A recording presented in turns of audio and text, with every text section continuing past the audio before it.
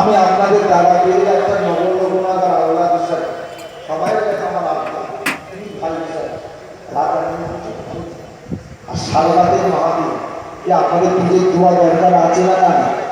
একটা কথা মনে রাখি দোয়া যদি কবুল হয়ে যায়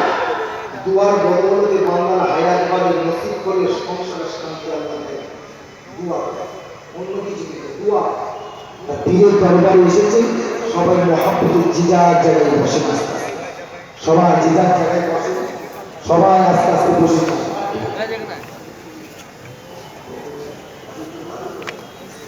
জায়গায় সবাই বসে পড়ে খালি জায়গাগুলো পূর্ণ করেন একটা করে অলরেডি করবেন না সবাই করে